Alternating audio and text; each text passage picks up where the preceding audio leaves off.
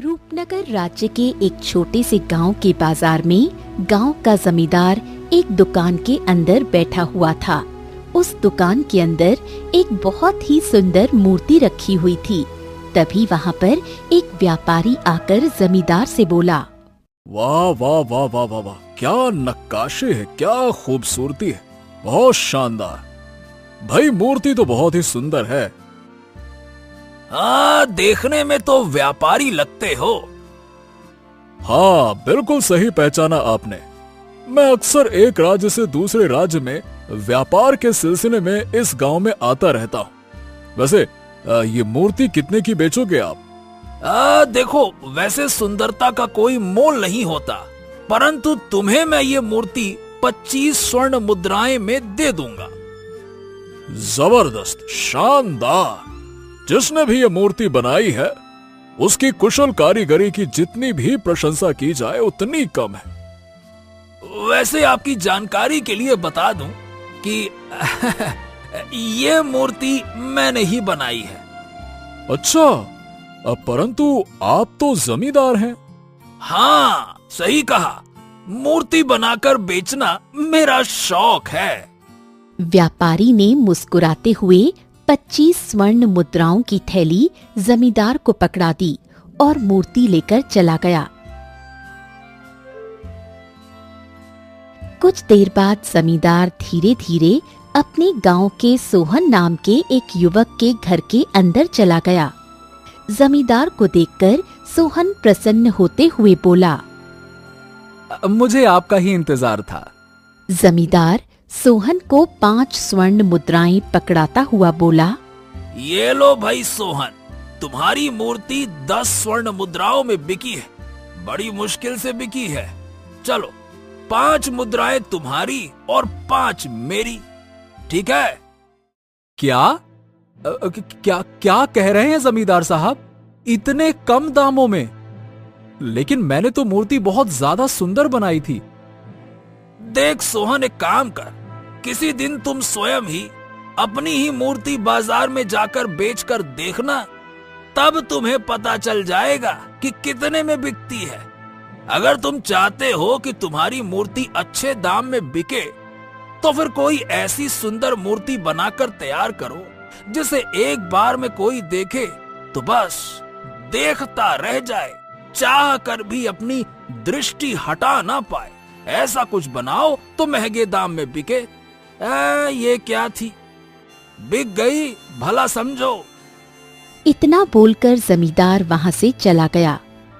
सोहन, जो कि एक बहुत ही सीधा साधा और भोला इंसान था, वो नहीं जानता था कि जमींदार उसे मूर्ख बनाता है। सोहन अपने आप से बोला, हे भगवान, इस बार मैं ऐसी सुंदर लड़की की मूर्ति बनाऊंगा कि जो भी मनुष्य उसे देखेगा उससे प्रेम कर बैठेगा। इतना बोलकर सोहन मूर्ति बनाने में जुट गया। इधर जमींदार अपनी हवेली में जाकर अपनी पुत्री पुष्पा से बोला, ये लो पुष्पा, 25 स्वर्ण मुद्राएं, इन्हें अलमारी में रख दो। पुष्पा स्वर्ण मुद्राएं लेते हुए अपने पिता से बोली, पिताजी, आप सोहन के साथ अच्छा नहीं कर रहे। आप जानते हैं कि वो कितना भोला है और वो कितनी मेहनत से मूर्ति बनाता है। अरे, इसे भोलापन नहीं कहते पुष्पा, इसे मूर्खता कहते हैं। मैंने सोहन से बड़ा मूर्ख इस संसार में कभी नहीं देखा। पिताजी, वो आप पर विश्वास करता है। पुष्पा की बात सुनकर जमींदार हंसने लगा। अरे पुष्पा, वो मुझ पर विश्वास नहीं बल्कि अंधविश्वास करता है, और तुम फिर से सोहन की इतनी तरफदारी करने लगी। हाँ, ठीक है, मैं जानता हूँ कि तुम मन ही मन सोहन को पसंद करती हो, लेकिन मेरी बात कान खोल कर सुन लो पुष्पा, मैं तुम्हारा विवाह उस भिखारी के साथ तो बिल्कुल नहीं करूंगा। हाँ। इतना बोलकर जमींदार वहां से चला गया।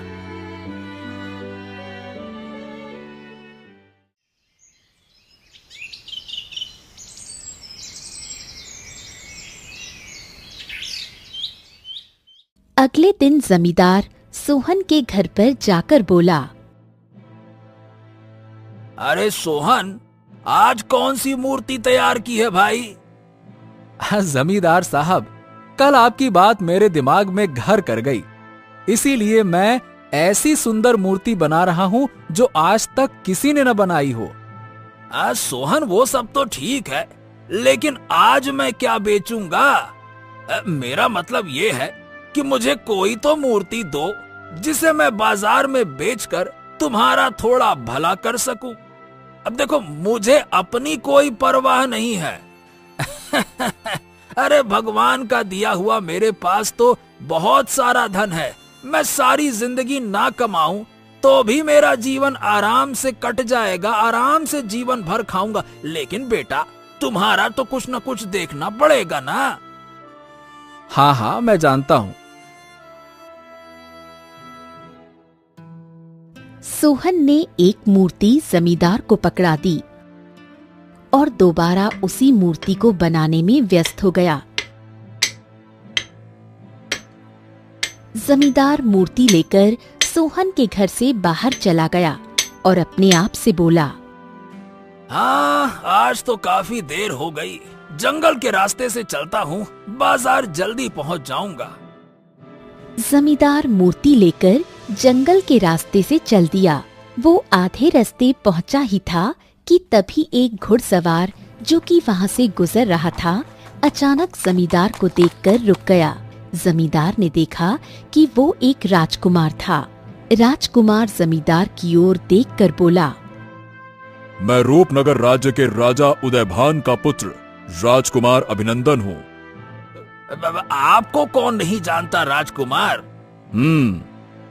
ये तुम्हारे हाथों में मूर्ति तो बहुत ही सुंदर है। क्या इस मूर्ति को तुमने बनाया है? हाँ राजकुमार, इस मूर्ति को मैंने ही बनाया है। अगर ये मूर्ति आपको पसंद आ गई है तो मैं आपको ये मूर्ति भेंट स्वरूप देने के लिए तैयार हूँ। इसका मतलब मैं बिल्कुल सही स्थान पर आया हूँ। मैं आपकी बात का मतलब नहीं समझा राजकुमार। बात ऐसी है कि कल मैंने अपने राज्य में एक व्यापारी के हाथ में एक बहुत ही सुंदर मूर्ति देखी। उस व्यापारी ने मुझे बताया कि वो मूर्ति को इसी गांव से लेकर आया था। दरअसल मुझे एक सुंदर राजकुमारी की मूर्ति बनवानी है और वो मूर्ति मुझे अपने पिता को भेंट करनी है। तो क्या तुम ऐसी मूर्ति बना सकते हो? हाँ हाँ, क्यों नहीं। तो फिर ठीक है, मैं तुम्हें 9 दिन का समय देता हूँ। 10वें दिन मैं स्वयं सैनिकों के साथ उस मूर्ति को लेने के लिए तुम्हारे गांव में आऊंगा। ठीक है? हाँ हाँ, ये तो हमारे लिए गर्व की बात है। और क्यों नहीं राजकुमार, मैं इस गांव का जमींदार हूँ। आप 10वें दिन मेरी हवेली में आ जाना। जमींदार की बात सुनकर राजकुमार मुस्कुराता हुआ वहां से चला गया।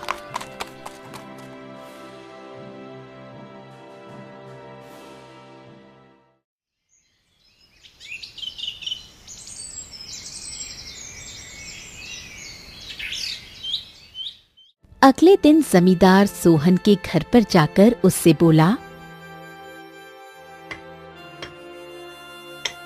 सोहन, कल मेरे पास एक व्यापारी आया था जो एक सुंदर राजकुमारी की मूर्ति बनवाना चाहता है। ये सुनकर सोहन खुश होते हुए बोला, अरे वाह, तब तो समझ लीजिए जमींदार साहब, काम हो गया। मतलब? क्या है ना कि मैं एक सुंदर राजकुमारी की ही मूर्ति बना रहा हूँ। अच्छा, तो ये कब तक तैयार हो जाएगी? जमींदार साहब देखो, हाँ, 8 दिन के अंदर मूर्ति बनाकर मैं आपको दे दूंगा। क्या बात है। ठीक है सोहन, तो 9वें दिन मूर्ति मुझे तैयार चाहिए। और हाँ, इस मूर्ति के लिए मैं बाजार में बेचकर तुम्हें बहुत अच्छी कीमत दूंगा। हाँ। इतना बोलकर जमींदार वहां से चला गया और सोहन दिन और रात उस सुंदर लड़की की मूर्ति बनाने में मेहनत करने लगा।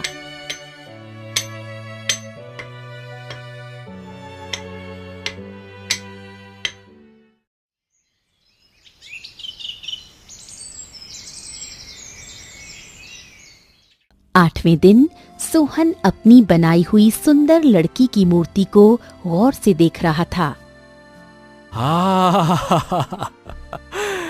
अरे मुझे अभी विश्वास नहीं हो रहा है कि ये मूर्ति मैंने बनाई है। वाह, ऐसा लगता है जैसे ये मूर्ति नहीं बल्कि जीती जागती एक सुंदर राजकुमारी है। वाह सोहन वाह, क्या कारीगरी की है। तभी वहां पर जमींदार आ पहुंचा और मूर्ति को देखकर आश्चर्य से बोला, अरे सोहन, क्या बात है, क्या बात है, क्या बात है, उम्दा प्रदर्शन। अरे तुमने मूर्ति तो वाकई में बहुत ज्यादा सुंदर बनाई है। गजब कर दिया भाई, बहुत सुंदर।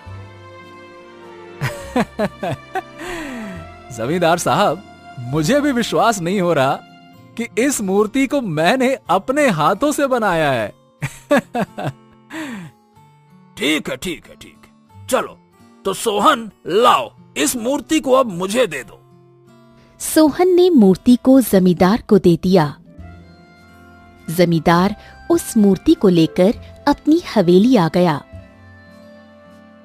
मूर्ति को देखकर जमींदार की बेटी पुष्पा आश्चर्य से बोली, पिताजी, इस बार सोहन ने मूर्ति तो बहुत ही सुंदर बनाई है। हाँ पुष्पा, मगर वो मूर्ख नहीं जानता कि इस मूर्ति को लेने के लिए कल राजकुमार आ रहा है।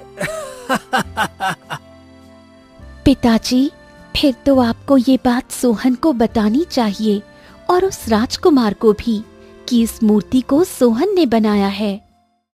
ए, ध्यान रखना पुष्पा, गलती से भी राजकुमार के सामने ये मत बोल देना कि इस मूर्ति को सोहन ने बनाया है। बड़ी आई। अरे क्योंकि मैंने राजकुमार से यही कहा है कि ये मूर्ति मैं बनाता हूँ।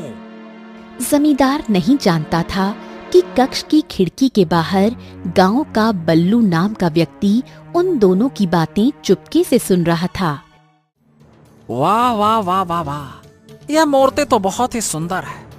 मैं आज रात इस मूर्ति को चुरा लूंगा और इसे रूपनगर राज्य में जाकर बेच दूंगा। मुझे बहुत अच्छी आमदनी हो जाएगी।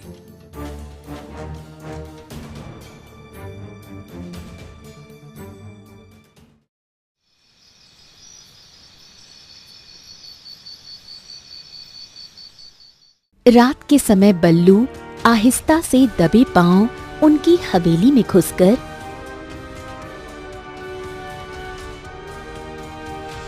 उस मूर्ति को चुराकर जंगल में स्थित एक तालाब की ओर ले गया। हाँ, रात यहीं तालाब के पास गुजार लेता हूँ। सुबह इस मूर्ति को रूपनगर राज्य में ले जाकर बेच दूंगा।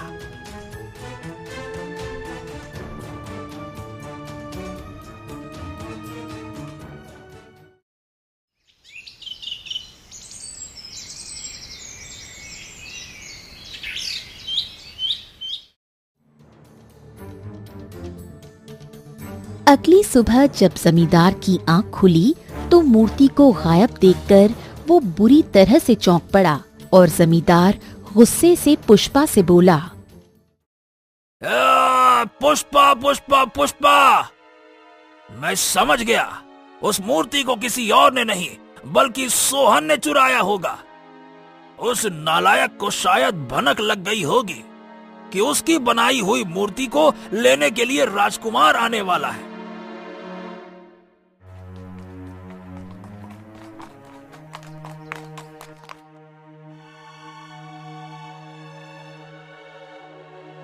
जमींदार, हम आ गए हैं।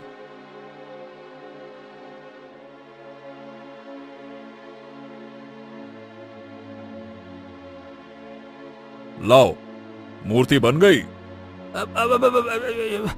क्षमा कीजिए राजकुमार, मैंने एक मूर्ति को कल बनाकर तैयार कर दिया था, परंतु मूर्ति मिल ही नहीं रही। लगता है कोई चुरा कर ले गया है राजकुमार। मैं क्षमा चाहूंगा, गलती हो गई हमसे, माफ कर दीजिए। ये सुनकर राजकुमार अभिनंदन क्रोधित होते हुए बोले, ये क्या बकवास कर रहे हो तुम पिताजी के सामने हमें अपमानित करवाना चाहते हो? मेरी बात का विश्वास कीजिए राजकुमार जी, मैं आपको झूठ नहीं बोलूंगा। अब तुम मेरी बात ध्यान से सुनो। मेरे पिता इस समय जंगल की गुफा के अंदर अपने सैनिकों के साथ ठहरे हुए हैं। मैं भी वहीं ठहरा हुआ हूं। मैं तुम्हें केवल कल तक का समय देता हूं। मुझे किसी भी हालत में सुंदर राजकुमारी की मूर्ति चाहिए। अगर मुझे मूर्ति नहीं मिली तो कल तुम्हारी जिंदगी का आखिरी दिन होगा, समझे? इतना बोलकर राजकुमार गुस्से से वहां से सैनिकों के साथ चले गए।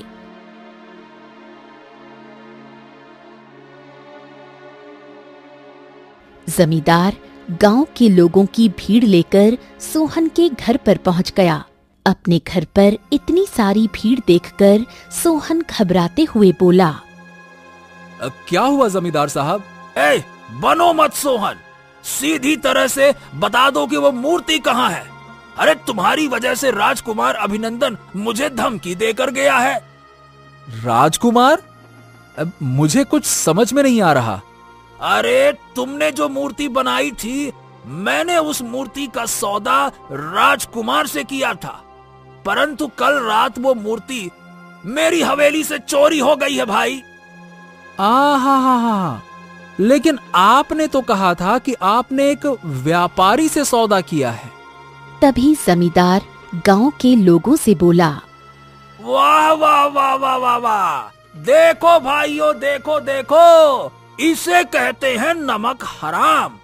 एक तो इसकी मूर्तियां कोई कौड़ियों के दाम नहीं खरीदता।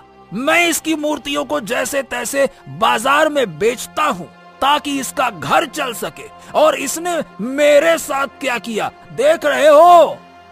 तभी एक गांव वाला सोहन से बोला, देखो सोहन, अगर तुम्हारी वजह से जमींदार को कुछ भी हुआ तो हम सारे गांव वाले मिलकर तुम्हें तुम्हारे घर से धक्के देकर बाहर निकाल देंगे।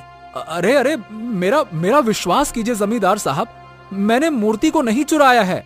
आप सब लोग मेरा विश्वास तो कीजिए, मैं भला मूर्ति को क्यों चुराऊंगा? अरे मुझे क्या पता क्यों चुराएगा, मैं कुछ नहीं जानता। कल मुझे वो मूर्ति चाहिए, मतलब चाहिए, बात खत्म।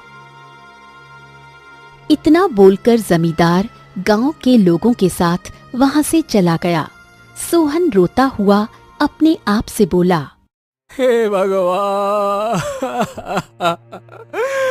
अब ये एक रात में मैं दूसरी मूर्ति बना भी नहीं सकता। अब मैं क्या करूं? तभी वहां पर पुष्पा आ पहुंची और सोहन से बोली, इन सब का कारण मेरे पिता हैं। क्या मतलब? मेरे पिता अब तक तुम्हें ठग रहे थे। वो तुमसे मूर्ति ले जाकर बाजार में सोने के दाम बेच रहे थे और तुम्हें ना के बराबर धन पकड़ा देते थे। सोहन, कुछ दिन पहले तुम्हारी बनाई हुई मूर्ति रूपनगर राज्य के राजकुमार को बहुत पसंद आ गई, मगर पिताजी ने तुम्हें इस बारे में नहीं बताया। उसी राजकुमार ने पिताजी को एक राजकुमारी की मूर्ति बनाने के लिए बोला था। राजकुमार यही समझता है कि मूर्ति तुम नहीं, मेरे पिता बनाते हैं। तुमने मेरे पिता को राजकुमारी की मूर्ति बनाकर दे दी, मगर कल रात मैंने देखा कि गांव का ही बल्लू नाम का व्यक्ति घर में दबे पांव घुस आया और चुपके से उस राजकुमारी की मूर्ति को उठाकर जंगल की तरफ ले गया। ये सुनकर सोहन बुरी तरह से चौंक पड़ा। ओह, क्या इसके बारे में तुम्हारे पिता जानते हैं? नहीं, मैंने पिताजी को जानबूझकर नहीं बताया था कि मूर्ति किसने चोरी की, परंतु मुझे ये नहीं पता था कि पिताजी तुम्हारे ऊपर चोरी का आरोप लगा देंगे, और मुझे ये भी नहीं पता था कि राजकुमार इतना आक्रोशित हो जाएंगे कि वो पिताजी को जान से मारने की ही धमकी दे डालेंगे। सोहन, अभी भी समय है, तुम जंगल में चले जाओ। हो सकता है कि बल्लू अभी रूपनगर राज्य ना पहुंचा हो। तुम्हें उसे वहां पहुंचने से पहले ही पकड़ना होगा। पुष्पा की बात सुनकर सोहन तुरंत जंगल की ओर चल दिया। इधर बल्लू रूपनगर राज्य की ओर जंगल के रास्ते जा रहा था। वो गुफा तक पहुंचा ही था कि तभी एक बूढ़े सैनिक की नजर बल्लू पर पड़ी। बल्लू के हाथ में एक सुंदर राजकुमारी की मूर्ति देखकर वो बूढ़ा सैनिक बुरी तरह से चौंक पड़ा और अपने बगल में खड़े हुए सैनिकों से बोल पड़ा, जाओ, जाकर इसे तुरंत गिरफ्तार कर लो और यहाँ लेकर आओ।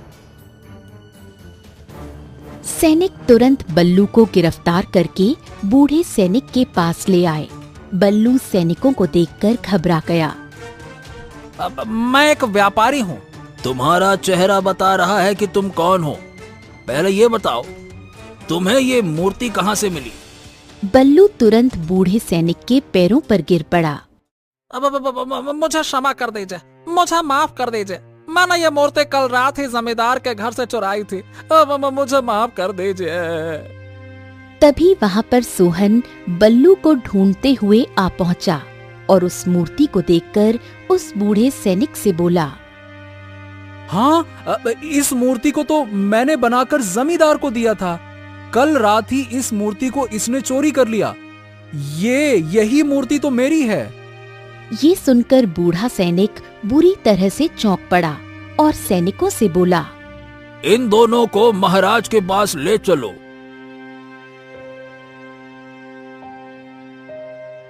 कुछ ही देर में बल्लू और सोहन मूर्ति सहित गुफा के अंदर राजा उदयभान के सामने खड़े हुए थे।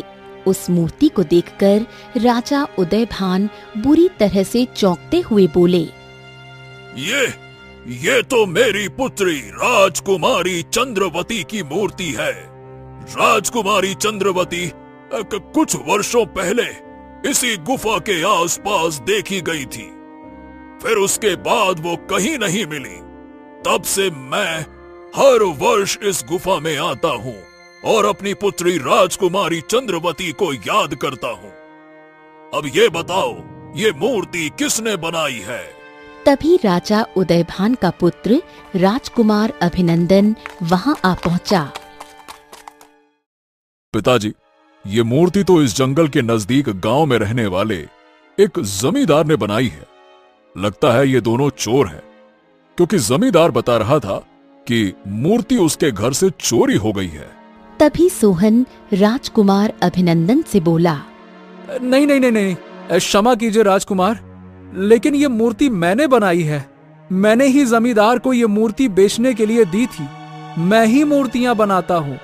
कुछ देर पहले ही मुझे पता चला कि जमींदार मेरी बनाई हुई मूर्तियां सोने के दाम में बेचता है और मुझे कौड़ियों का भाव भी नहीं देता है। राजा उदयभान सोहन की ओर देखकर गौर से बोले, क्या तुमने मेरी पुत्री राजकुमारी चंद्रवती को देखा है? नहीं नहीं महाराज, मैंने नहीं देखा है। एक हफ्ते पहले की बात है कि जमींदार ने मुझे एक राजकुमारी की मूर्ति बनाने का आदेश दिया था। मैंने तो अपनी कल्पना से इस मूर्ति को बनाया है। झूठ बोलते हो तुम। मेरी पुत्री को बगैर देखे हूबहू उसकी मूर्ति कैसे बना सकते हो? पिताजी, ये झूठ बोल रहा है। मूर्ति इसने नहीं बल्कि जमींदार ने बनाई है। अगर जमींदार ने इस मूर्ति को बनाया है तो जमींदार ने राजकुमारी चंद्रवती को जरूर देखा होगा। कुछ ही देर में सैनिक जमींदार के घर के अंदर घुस गए और जमींदार की पुत्री पुष्पा और जमींदार को पकड़कर गुफा की ओर ले आए। राजकुमार अभिनंदन जमींदार की ओर देखकर बोला, क्या ये मूर्ति तुम्हारी है जो तुम्हारे घर से चोरी हो गई थी? हाँ राजकुमार, ये वही मूर्ति है। तुम्हारे सामने जो व्यक्ति खड़ा हुआ है, जिसका नाम सोहन है, वो बता रहा है कि इस मूर्ति को उसने बनाया है, जबकि तुमने मुझे बताया था कि मूर्ति तुम बनाते हो। चलो, अब सच सच बताओ कि इस मूर्ति को किसने बनाया है? राजकुमार, इसमें भला कैसा संशय? इस मूर्ति को मैंने ही बनाया है। अरे ये सोहन झूठ बोल रहा है, बल्कि इसने तो मेरी हवेली से इस मूर्ति को चुराया है। यही चोर है। तुम जानते हो, ये मूर्ति मेरी बहन राजकुमारी चंद्रवती की है, जो कुछ वर्ष पहले इसी गुफा के आसपास गायब हो गई थी। अगर तुमने इस मूर्ति को बनाया है तो फिर तुमने राजकुमारी चंद्रवती को अवश्य देखा होगा, क्योंकि सीधी बात है, बगैर देखे तुम हूबहू मेरी बहन की तरह दिखने वाली मूर्ति तो नहीं बना सकते हो ना। बोलो, कहाँ देखा है?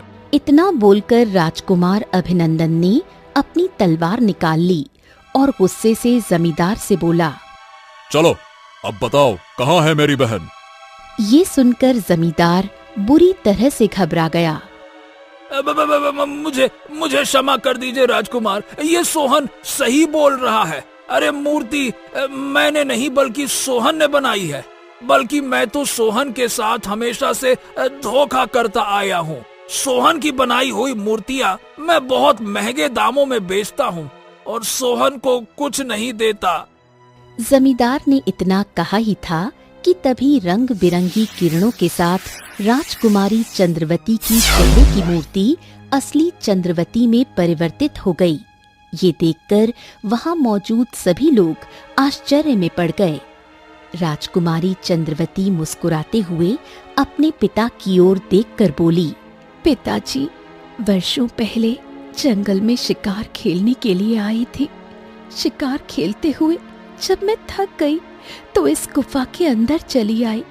मेरे अंदर आने से यहाँ पर एक तपस्वी की तपस्या टूट गई और उन्होंने मुझे श्राप दे दिया कि मैं अब से किसी को भी दिखाई नहीं दूंगी और ना ही सुनाई दूंगी। मैं फूट फूट कर रोने लगी। तब तपस्वी को मुझ पर तरस आ गया और उन्होंने मुझसे कहा कि जब भी कोई विचित्र मूर्तिकार अपनी कल्पना से तेरी हूबहू दिखने वाली मूर्ति बना देगा और तेरी मूर्ति घूम फिर के इस गुफा के अंदर आ जाएगी, तब तू उस मूर्ति के द्वारा अपने असली रूप में आ जाएगी। राजा उदयभान बरसों बाद अपनी पुत्री को देखकर प्रसन्न हो गए।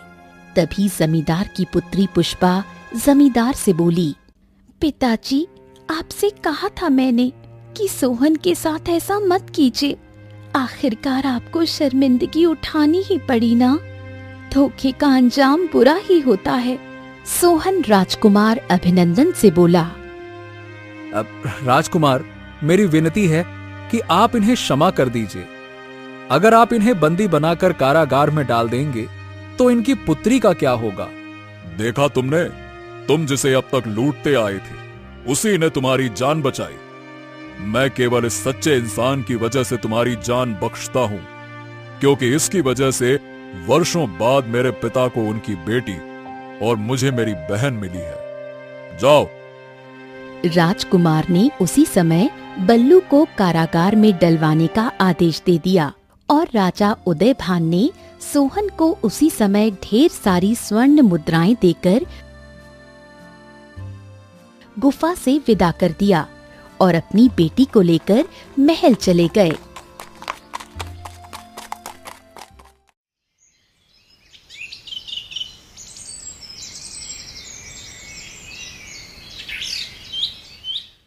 जमींदार उस दिन के बाद सुधर गया।